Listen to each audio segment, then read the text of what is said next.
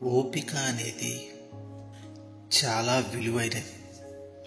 అది ఎంత ఉంటే జీవితంలో అంత నేర్చుకుంటాం.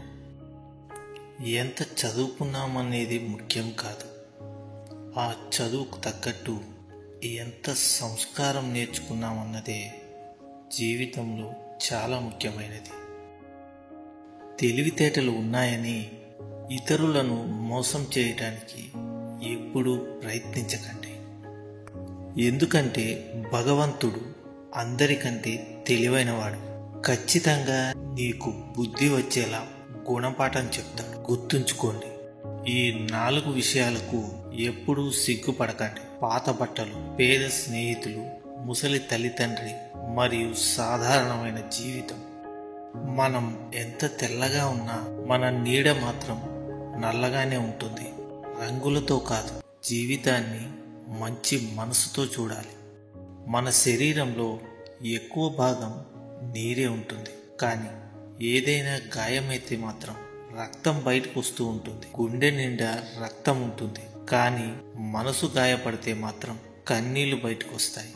విచిత్రం కదా.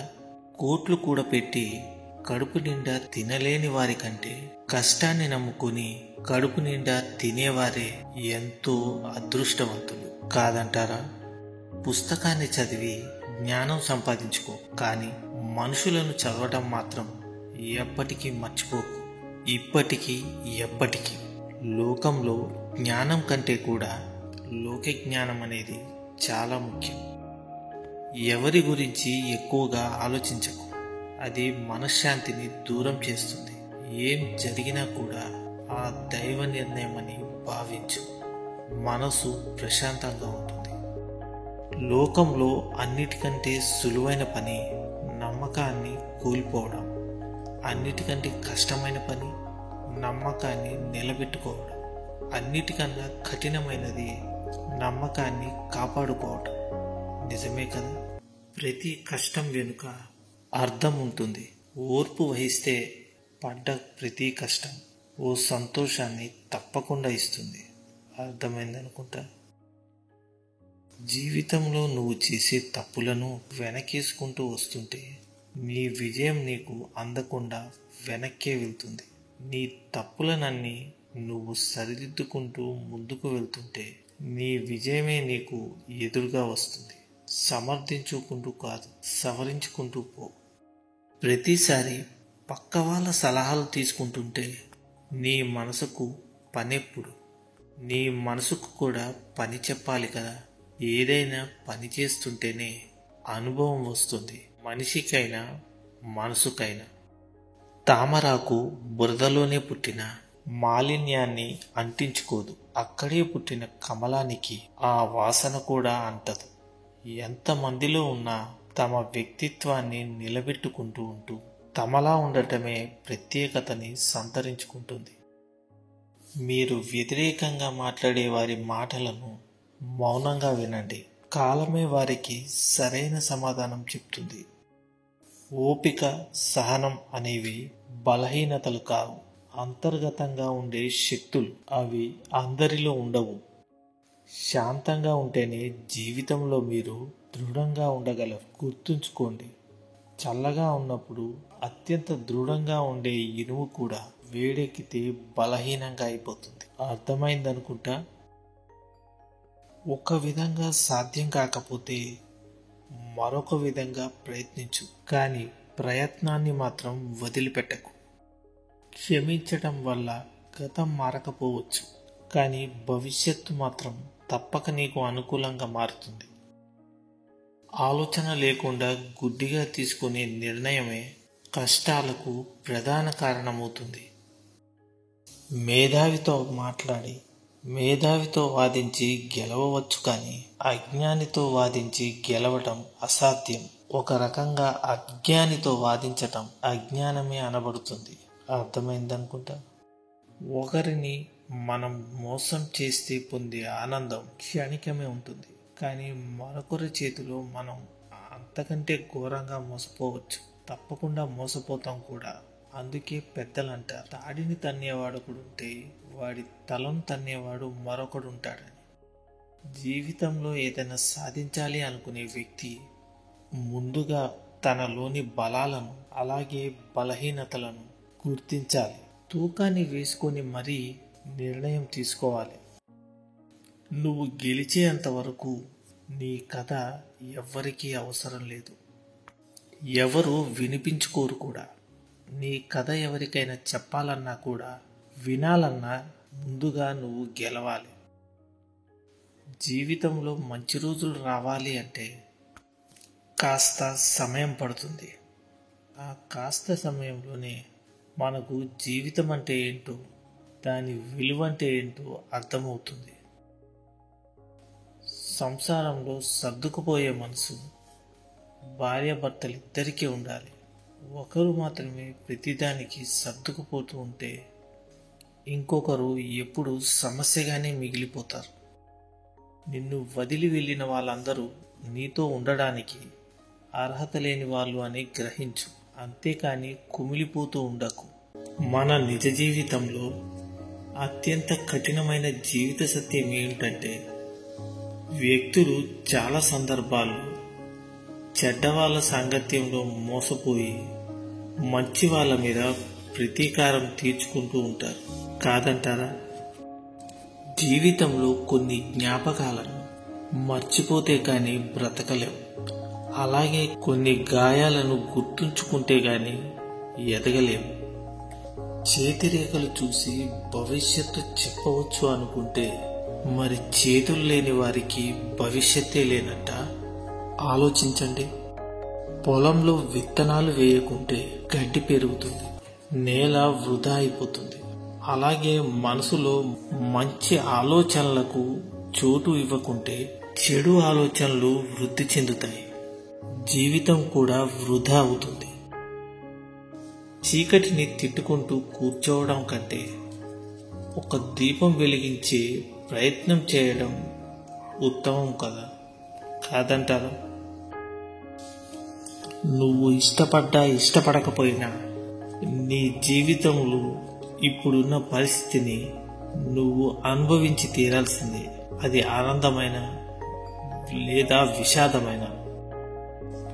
నీ దగ్గర ఉన్నదంతా ఇచ్చేసినా ఇంకా సరిపోలేదు, ఇంకా కావాలి అంటున్నారంటే నువ్వు సహాయం చేసే వ్యక్తి సరైన వాడు కాదని అర్థం. అర్థమైందనుకుంటా. కూలదోయడం తేలికే, నిలబెట్టడమే కష్టం. అది ఇల్లైనా కాపురమైన జీవితమైన. నీకు మర్యాద దొరకని చోట నీ కాలి చెప్పులను కూడా అక్కడ వదలకు. మిమ్మల్ని నమ్మిన వారికి ఎప్పుడూ అబద్ధం చెప్పకండి. ఎందుకంటే మీరేం చెప్పినా వాళ్ళు నిజమని నమ్ముతారు కాబట్టి. ఇతరుల కష్టాలను తీర్చే స్తోమత నీకు లేకున్నా ఇతరులకు ధైర్యం చెప్పే మనసు ఉంటే చాలు. కష్టాల్లో ఉన్న వారికి నిజంగా నువ్వు భగవంతుడివే అవుతావు. ప్రయత్నించి చూడు. ప్రయత్నించకుండా చిన్న గెలుపు కూడా సాధ్యం కాదు. అదే ప్రయత్నిస్తే గెలుపు ఎప్పుడు అసాధ్యం కాదు. సహనం లేనివాడు ఎప్పటికీ విజయం సాధించలేడు. బ్రతకడం కోసం రాజీ పడటం కన్నా మనకు నచ్చేలా బ్రతకడం కోసం యుద్ధం చేయడమే ఉత్తమం. తెలివైన వారు తమ మనసును తాము ఎప్పుడూ అనుసరిస్తారు. ఎందుకంటే మనసు ఎప్పుడు ఎవరిని మోసం చేయదు కాబట్టి. అవసరం ఉన్నా లేకున్నా ఎప్పుడూ ఒకేలా ఉండు. నటించే బంధాలు ఎప్పటికీ శాశ్వతం కాదు.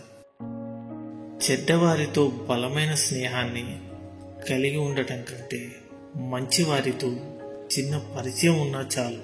అది ఒక మంచి అనుభవాన్ని మిగిలిస్తుంది.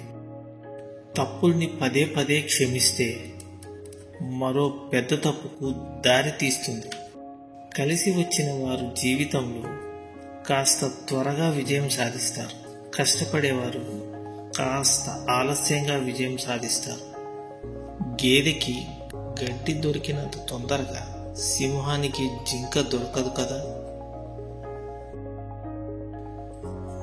లేనివాడినని ఎప్పుడు బాధపడకు. ఎందుకంటే ఉన్నవారు పడే బాధల కన్నా లేనివాడు పడే బాధలు తక్కువే. పులి ఎప్పుడు పులిలాగే జీవించాలి. అలా కాకుండా పొరపాటున పిల్లిలా బ్రతకడానికి ప్రయత్నించిన అది ప్రతి గాడిదకు అలుసైపోతుంది. అబద్ధం దర్జాగా బతికి ఏదో ఒకరోజు చస్తుంది. నిజం రోజు చస్తూ ఏదో ఒకరోజు బ్రతికి భవిష్యత్తుకు చరిత్రగా మారి నిత్యం బ్రతుకుతుంది. నిజాయితీగా ఉండు, నిశ్శబ్దంగా ఉండిపోకు, మాట పడకు. విలువ లేని చోట నోరు విప్పకు. అవసరం ఉన్న చోట నీ కోసం నువ్వు వాదించుకో. మన కోసం ఎప్పుడూ ఎవరూ రారు. ఎవరైతే ఒక విషయాన్ని సరిగ్గా అర్థం చేసుకోలేరో వారు దాన్ని ద్వేషిస్తూ ఉంటారు. సరైన సమయం కోసం ఎదురు చూసే వారి కంటే ఉన్న సమయాన్ని సరిగ్గా ఉపయోగించుకునేవారే ఉత్తములు. కన్ను చెదిరితే గురి మాత్రమే తప్పుతుంది. అదే మనసు చెదిరితే జీవితమే దారి తప్పుతుంది. నీ తప్పులను ఈరోజు కప్పుపుచ్చుకున్నంత మాత్రాన రేపటి దాని పర్యవసానాన్ని నువ్వు తప్పించుకోలేవు. కదలని బొమ్మలకు కవితలు చెప్పినా, మారని మనిషికి నీతులు చెప్పినా ఒకటే. మౌనంగా ఉంటున్నారు అంటే మాట్లాడే ధైర్యం లేక కాదు, వాదించడం ఇష్టం లేక. నిజాలను ధైర్యంగా ఎదుర్కోవాలి. అప్పుడు అబద్ధాలను ఆశ్రయించాల్సిన అవసరం ఉండదు కదా. మానవ సంబంధాల్లో తరచూ జరిగే పొరపాట్లు ఏంటంటే ఎదుటివారు చెప్పేది సగమే వినడం, అందులో సగం అర్థం చేసుకోవడం, అసలు ఏమీ ఆలోచించకుండా 10 రెట్లు స్పందించడం. తుడుచుకుంటే కన్నీళ్లు చెదిరిపోతాయేమో కానీ ఆ కన్నీటికి కారణమైన జ్ఞాపకాలు మాత్రం ఎప్పటికీ చెరిగిపోవు. హింస అంటే శారీరకమైనది కాదు. మాటలతో ఎదుటి వారిని బాధ పెట్టినా అది హింసే అవుతుంది. ఎదుటి వ్యక్తి నీపై నేరుగా గెలిచే ధైర్యం లేనప్పుడు నీ వ్యక్తిత్వాన్ని విమర్శించక మొదలు పెడతాడు. ప్రతిరోజు జుట్టును సరిచేసుకున్నట్లే హృదయాన్ని కూడా సరిచేసుకోవడం అలవాటు చేసుకోవాలి. నీకు విలువ లేని చోట నీ నిజం ఎప్పుడూ గెలవదు. నీకు నువ్వు నిలదొక్కున్న చోట నీ అబద్ధం సైతం చిందులేస్తుంది. భయపడడం ఎప్పుడు మానేస్తామో అప్పుడే మన జీవితం మొదలైనట్టు. నవ్వుతూ మాట్లాడిన వాళ్ళందరూ నా వాళ్ళు అని పొంగిపోకు. ఏమో ఎవరికి తెలుసు ఆ నవ్వు వెనుక ఎన్ని కుట్రలు, ఎన్ని కుతంత్రాలు దాగి ఉన్నాయో. జాగ్రత్తగా ఉండండి, అలాగే ధైర్యంగా ఉండండి.